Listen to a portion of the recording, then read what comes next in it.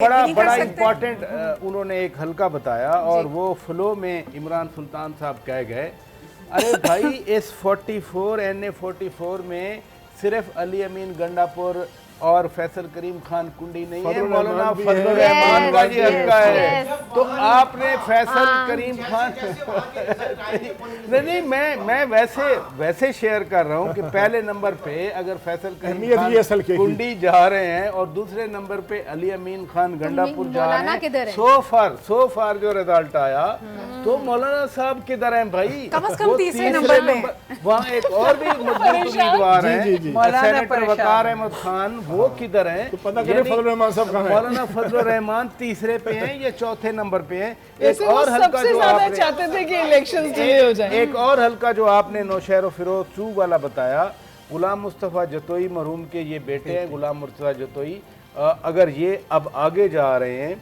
और फिर आपने बिहाड़ी की बात की, साजिद मेहदी आगे है, अकबर बिलाल अकबर भट्टी के फादर भी अकबर भट्टी ये बिहाड़ी से MNA बने थे, लेकिन ये खुद भी रहे हैं, लेकिन ये अब दूसरे नंबर पे जा रहे हैं। तो अगर आप हम जरा जो सो फार रिजल्ट आया, चूंकि अब तो मनीजे रिजल्ट टाइम है, रिजल्ट आ गया है, सारा दिन ये फोल्ड हुआ नहीं हुआ, नेट हुआ बंद हुआ खुला हो गया, जरा रिजल्ट्स पे आए और वो हमें ट्रेंड्स बताएं। क्योंकि मैं एक बात आपको इमरान सुल्तान बता दूं, अगले 1.5 घंटे में जो ट्रेंड बनेगा मोस्टली 90% वही ट्रेंड जाएगा जीत और हार का। तो ये जो आप बता रहे हैं गैर सरकारी, अच्छा इससे पहले कि इमरान गैर सरकारी अच्छा इससे पहले कि इमरान साहब आए, अब तक जितने नतीजे आए हैं उसमें मैंने जो देखा है कि या तो पीपल्स पार्टी के लोग आगे हैं सिंध से और मुस्लिम लीग नून के लोग आगे हैं पंजाब में से। ये जो डेरा इस्माइल खान वाला है, यहाँ भी अब तक कुंडी आगे हैं, जो पीपल्स पार्टी के कैंडिडेट है, सेक्रेटरी इत्तलात हैं पाकिस्तान पीपल्स पार्टी के। तो ये रियलिटीज जो है ना, ये डेवलप हो रही हैं। अच्छा वैसे जो अली अमीन गंडापुर ने जितने वोट लिए हैं ये भी अनएक्सपेक्टेड हैं, क्योंकि वो खुद तो है नहीं, वो नेक टू नेक चल रहा है। हाँ वो हैं, खुद हैं, सामने नहीं है, बट इतना क्लोज फाइट चल रहा है। आई अगेन से कि वेयर इज मौलाना फजल रहमान साहब, why he is missing you know in this neck to neck race. हमारे पास तो मिसिंग नहीं है, लेकिन वो इन हलकों में मिसिंग है या पोलिंग बूथ्स में, वहां से आने दें, उसके बाद हम आपके पास दोबारा आएंगे। और इस वक्त गैर हतमी गैर सरकारी नताइज का सिलसिला जारी है, जिसके ऊपर डिस्कशन भी हो रहा है। मेरे ख्याल से ज़रा जरदारी साहब का जो हल्का है, थोड़ा सा अगर उसके ऊपर कमेंट करें तारिक साहब। अच्छा ये बताएं कि जरदारी साहब के हल्के में जरदारी साहब के अलावा फिलहाल आगे और कौन होगा? लेकिन एक जो बात आपने तारिक साहब शुरू की थी ना और सिद्रा ने, वो इंटरेस्टिंग थी। आपने कहा था कि बिलावल भुट्टो साहब किसको मुखातिब कर रहे थे ना, जब उन्होंने कहा कि अगर ये इलेक्शन मुझसे चुराया और मुझे पता है कौन कौन कहाँ है और क्या कर रहा है, तो आप इमरान खान को भूल जाएंगे। उनका इशारा सिर्फ और सिर्फ PMLN की तरफ था, क्योंकि बारहा अपनी कैंपेन में वो कह चुके हैं कि मुकाबला तीर और शेर के बीच में, और तीर को स्ट्रेंथन कर दे मैं शेर का शिकार कर दूंगा। उन्होंने एम्फसाइज किया है डिवाइड अपना और PMLN का, ये भी कहा है कि इनके साथ हम कभी भी हुकूमत नहीं। अच्छा अभी हम खुद कह रहे हैं कि नवाज शरीफ खुद मांग रहा था दोपहर को 2 अक्सरियत, तो फिर नवाज शरीफ तो किसी से मांग रहा है, इसका मतलब है कि बिलावल का मुखातब भी वही होगा।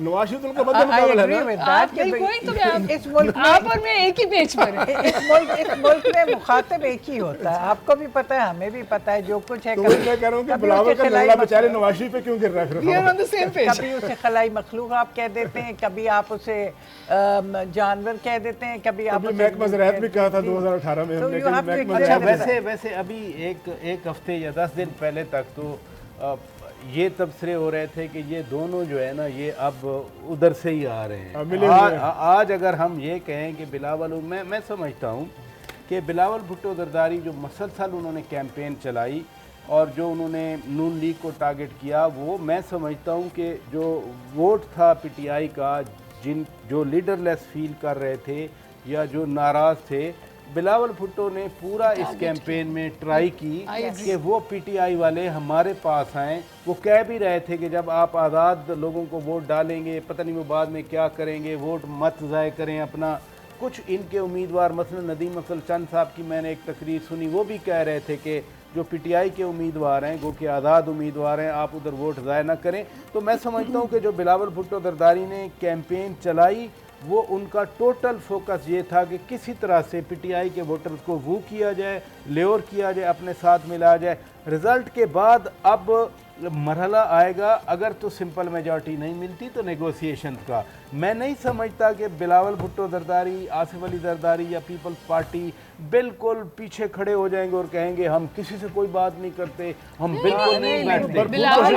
बिलावल भुट्टो अब आएगा ये मरहला। देखिए, अगर आप बहुत सटल तरीके से PMLN ने भी इंडिपेंडेंट्स को अपनी तरफ राग़िब करने की कोशिश की है, क्योंकि देखिए एक बात तो बहुत सब अच्छी तरह समझते हैं कि ये जो इंडिपेंडेंट के पीछे वोटर है, बिल्कुल, और बावजूद तमाम तर कोशिशों काविशों की जगह बावजूद वो वोट बैंक हटिए हंसी जरूर हंसी, वो वोट बैंक अपनी जगह कायम है। फिर जो सूरत हमारे सामने आई है कि लाहौर से जो नतीजे आए हम तक, एक हलके में जहां मियां नवाज शरीफ साहब और यास्मीन राशिद साहब का मुकाबला है, वहां नवाज शरीफ साहब स्लाइटली आगे हैं, लेकिन 2 हलके जहां सलमान अकरम राजा साहब का और ओन चौधरी साहब जो कि इस्तेकाम पार्टी के कैंडिडेट हैं, इस्तेकाम पार्टी वहां पर पीछे है और सलमान अकबर राजा साहब आगे हैं। दूसरे हलके में साद रफीक जो कि बड़े स्टालवार्ट हैं मुस्लिम लीग नून के और लाहौर की बड़ी अहम शख्सियत है स्टूडेंट लीडरशिप से लेकर आज तक, वो थोड़ा सा पीछे हैं। लतीफ़ खोसा साहब जो कि लाहौर के लिए नए कैंडिडेट हैं, तो ये बड़ी अलार्मिंग बात है लाहौर की पॉलिटिक्स के हवाले से। ये इनफैक्ट एक अजीब सिचुएशन है। मसलन ओन चौधरी इस्तेकाम पार्टी के तो हैं, बट पूरा PMLN का वोट भी उन्होंने साथ मिलाया हुआ है। तो इसको हम PMLN प्लस अलीम खान, यानी वो लाहौर में तो अलीम खान है, बेसिकली मुकाबला अलीम खान और जो पीटीआई है उनके दरमियान हो रहा है, जिसमें और नवाज शरीफ साहब अपनी गाड़ी में बिठा के लेके आज उनको वोट डालने के लिए। राजा साहब, आपको लग रहा है कोई ट्रेंड सेट हो रहा है? 1.5 घंटा मैंने दिया आपको। अभी से ना है ना, आप अभी से मतलब है मेरे मुंह से आप ये बातें ना करवाएं, कुछ खुद भी बोल रहे आप 1.5 घंटा जो है ना, 1.5 घंटा, अभी तो थोड़े पोलिंग स्टेशन है।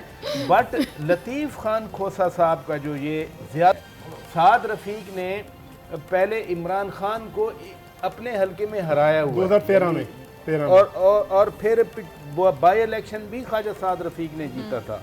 तो मेरे लिए ये बड़ा सरप्राइज होगा, क्योंकि खोसा साहब प्रैक्टिस ज़रूर लाहौर में करते हैं, टर्नर 1 उनका वहाँ पर चेंबर है, बट लतीफ़ खोसा साहब तो डीजी खान से अगर वो लाहौर से जीत जाते हैं, दैट मीन्स पीटीआई जीतेगी ना। अच्छा, लेकिन बताएं नवाज शरीफ साहब जो दोनों हलकों में, कल चेयरमैन बिलावल भुट्टो जरदारी ने एक दफ़ा फिर कहा कि वो जितना ज़मीनी हक़ाइक़ को ऑब्जर्व कर रहे हैं लाहौर में, कहते हैं दोनों सीटें अभी मुश्किल में हैं। आप मियाँ साहब की एक सीट लाहौर में, एक मानसेरा में है, NA-15 मानसेरा और लाहौर 130। लेकिन जो अभी इब्तदाई रिजल्ट है, जिसको मैं बिल्कुल अभी वो ट्रेंड नहीं कह रहा, 1.5 घंटे का जो मैंने मार्जिन दी है डॉक्टर साहबा, नहीं क्या ये सीट्स दोनों मुश्किल होंगे नवाज शरीफ साहब? दोनों सीटें। अच्छा, उसमें बड़ी इंटरेस्टिंग बात है कि मेरा भी ख्याल है, वैसे मियां राजा साहब कह रहे हैं आप बोले, मियां साहब मेरे ख्याल है दोनों सीटें। आप समझते हैं इसलिए बुलाया गया कि वो हारेंगे? नहीं, मैं आप सबसे पूछूंगा कि बिलावल साहब ने बाज़ ऐसी बातों पर भी इतराज़ात उठाए जो खुद भी कर रहे थे। मतलब बिलावल साहब भी 2 सीटों पर लड़ रहे हैं जी, बिल्कुल,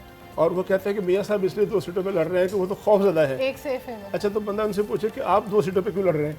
अगर इसकी क्या वजह हो सकती है? में सब खौफज़दा हैं सर, सब खौफज़दा है ना। NA-15 में पीटीआई शहजादा गुस्तासब खान को फील्ड ना करती, फिर जरगुल खान ने ले जाना था उस सीट को।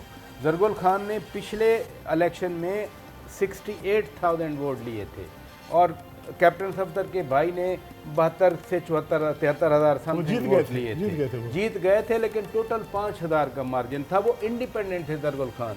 इस बार वो इंडिपेंडेंट नहीं है, पीपल्स पार्टी के टिकट पे हैं, लेकिन शहजादा गुस्तासब खान को वहाँ के लोगों ने मुझे बताया, वहाँ के उम्मीदवारों ने, कि आजम खान सवाती साहब चूँकि जरगुल खान के मुखालिफ रहे हैं पहले, तो उन्होंने शहजादा गुस्तासब खान को फील्ड कर दिया, तो मियाँ साहब का वोट डिवाइड हो गया। बड़ी इंटरेस्टिंग बात है। बिलावल वाली सीट पे आपका तबसरा क्या है कि वो क्यों लड़ रहे हैं 2 सीटों पे, क्या वजह है? वो इसलिए 2 सीटों पे लड़ रहे हैं। हुमा ने सही कहा, हर एक को थोड़ा बहुत खौफ होता है। कितनी लीड कहाँ ले जाएंगे, कितनी लीड से हार सकते हैं। आपको याद होगा लियारी में वो हार गए थे, और लियारी 2018 में हार गए थे, याद है 2018 में, और लियारी गढ़ बेनज़ीर अपनी शादी के लिए वहाँ गई थी, याद है आपने? कुकरी ग्राउंड में उनका जो वहाँ कुकरी ग्राउंड नहीं, Lyari was a hardcore People's Party party नहीं, और इस दफा वही जोश और जज्बा देखने में आया। बट माय क्वेश्चन इज कि पहली दफा नहीं, है एक safety कि net भी एमक्यूएम होता है की ना। जब कोई इतनी बड़ी शिकायत position, सामने नहीं जब आई आप है। इतनी बड़ी पोजीशन, मतलब ये तो पार्टी लीडरशिप है ना, तो पार्टी लीडरशिप हमेशा बहुत सेफ खेलती है। वो एक, क्योंकि आप देखिए नवाज शरीफ भी लाहौर का, वो यास्मीन ठीक है हार गई हैं और अच्छे मार्जिन से नवाज शरीफ साहब जीते हैं, लेकिन यास्मीन का एक क्लाउड तो था ना लाहौर में, तो एक सेफ्टी नेट हमेशा टॉप लीडरशिप अपने लिए रखती है। पांच सीटों से लड़े थे लास्ट टाइम। दूसरा मेरा लेकिन एमक्यूएम की कोई शिकायत क्यों नहीं? वो अलग वजह होती है। जब आप 5 सीटों से लड़ते हैं तो फिर आप अपना नाम इस्तेमाल कर, जैसे भुट्टो साहब थे ना, अपना नाम फिर आप इस्तेमाल कर रहे थे, लेकिन 2 सीटों से लड़ने का मतलब सेफ्टी नेट है। अच्छा, उसमें मैं आपको हिस्ट्री बताऊं। बात ये है कि जुल्फ़िकार अली भुट्टो साहब, शहीद, बेनज़ीर साहबा, नवाज शरीफ, इमरान खान, ये सारे किसी लीडर का इलेक्शन हारना कोई अनोखी बात नहीं होती। भुट्टो साहब को मुफ्ती साहब ने हरा दिया। जी बिल्कुल। अच्छा, नवाज शरीफ साहब 88 में इलेक्शन लड़े, वो लाहौर से जीते, सरगोदा से जीते, लेकिन वो साहिवाल से, उकाड़ा से, आरोवाला से, मुल्तान से, 4 जगहों से हार गए। इमरान खान 97 में हारे, 2002 में भी हार गए, 13 में भी हारे, 8 में बाइकआउट कर दिया, 2018 में 5 सीटों पर जीत गए। तो किसी बीबी साहबा जो थी NA1 पेशावर से 90 में गुलाम बरोर से हार गई। बिल्कुल सही। तो किसी लीडर का हार जाना और दूसरी सीट से जीत जाना ये कोई अनोखी बात नहीं होती।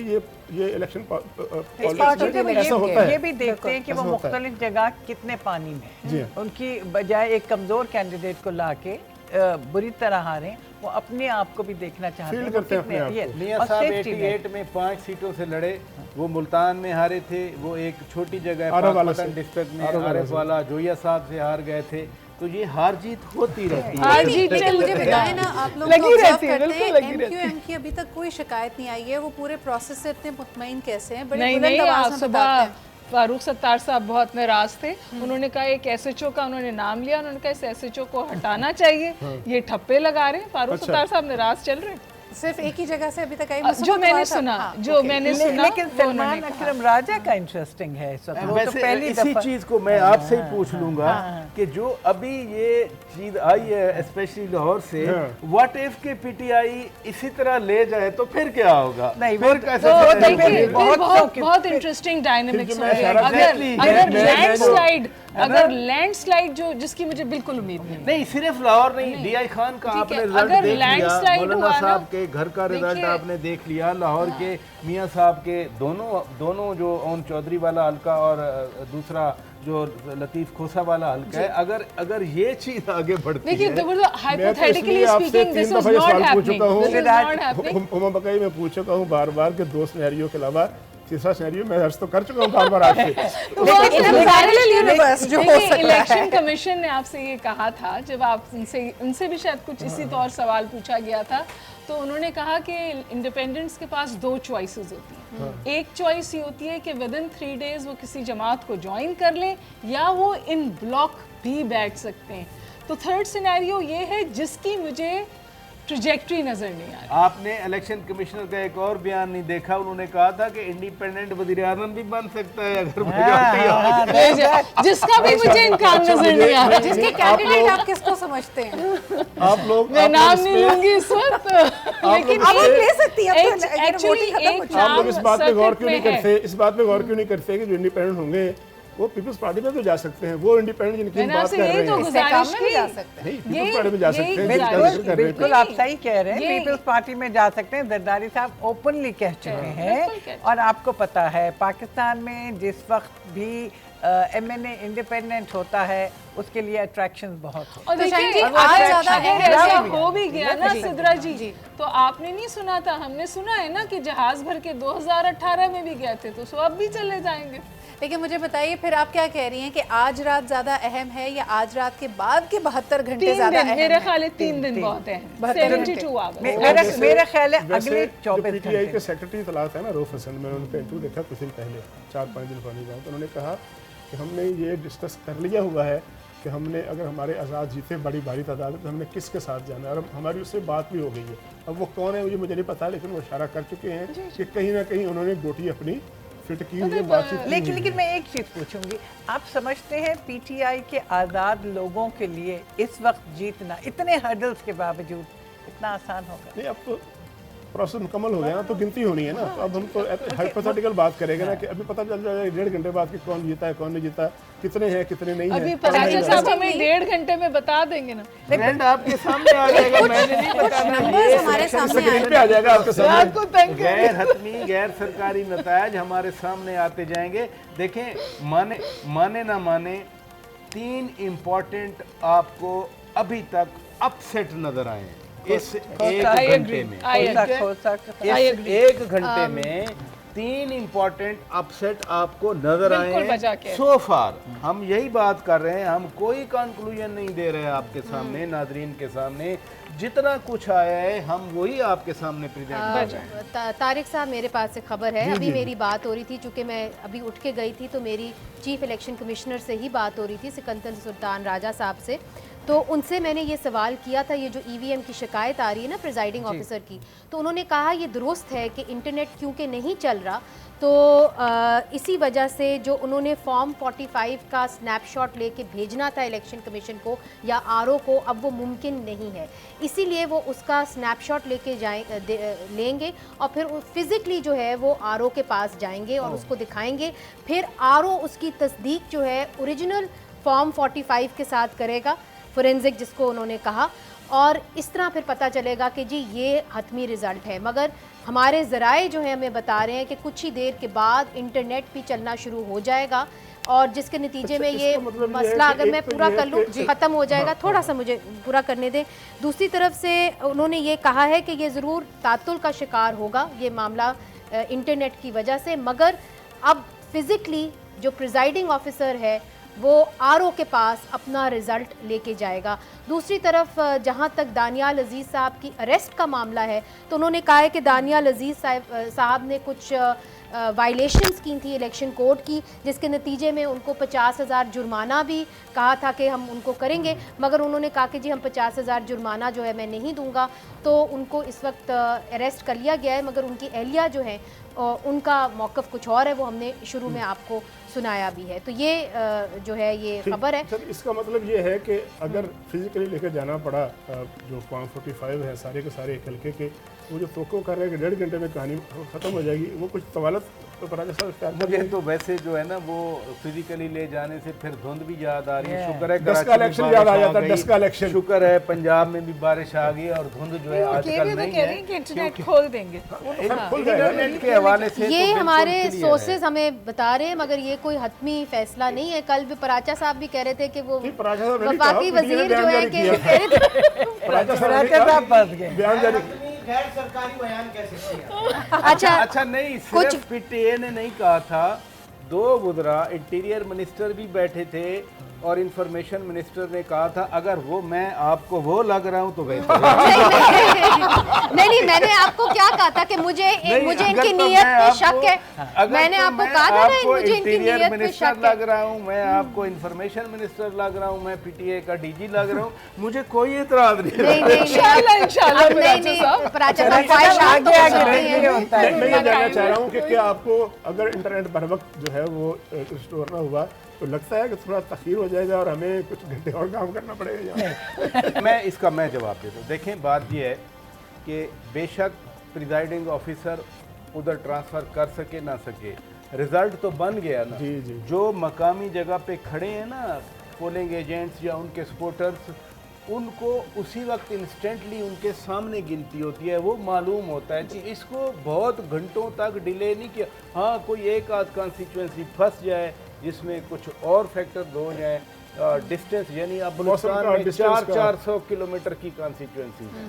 डॉक्टर जो जनरल अब्दुल कादिर बलोच साहब की कॉन्स्टिट्यूंसी को 1 लाख स्क्वायर किलोमीटर पे, आई एम नॉट जोकिंग, ये बकौल उनके, ठीक है, तो उसमें तो प्रॉब्लम हो सकती है, लेकिन वो बलूचिस्तान की टोटल 16 सीटें हैं। पंजाब की बात है, केपी की बात है, इस्लामाबाद में हम जो अपसेट्स की बात कर रहे थे, आपने एक और हल्का नहीं बताया। और भाई शुएब शाहीन साहब आगे जा रहे हैं डॉक्टर तारिक फजल चौधरी साहब से। अब वो ये वाले 1.5 घंटा है, 1.5 घंटा है।